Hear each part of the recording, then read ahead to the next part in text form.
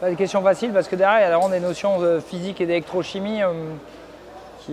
Donc j'essaie de trouver un moyen de vulgariser la chose et qui soit juste.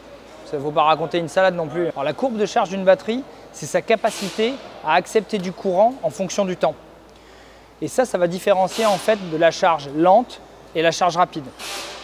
Donc on va chercher, et notamment dans un véhicule électrique, à augmenter le plus possible la vitesse de charge et à diminuer son temps.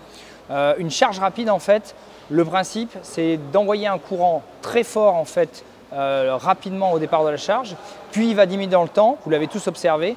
En fait, ce phénomène il est lié à l'électrochimie, sa capacité à absorber l'énergie dans le temps en fonction de ce qu'on appelle le SOC, le niveau de charge de la batterie. Et deuxièmement, aux effets thermiques, le fait de faire passer des courants très intenses dans la batterie va la faire s'échauffer. Cet échauffement, il augmente dans le temps et il va venir limiter le courant à un moment donné de charge. C'est pour ça que vous observez que la charge est rapide au départ et finalement devient plus lente à la fin. Il faut imaginer que les charges rapides, entre 10 et 80% de ce qu'on appelle le SOC, c'est-à-dire remplir le réservoir en 70%, ça peut prendre 20 minutes et puis les 30% restants vont prendre 20 minutes aussi, alors que ce n'est que 30%. Donc il faut vraiment imaginer quelque chose qui démarre très fort et qui ralentit au fur et à mesure.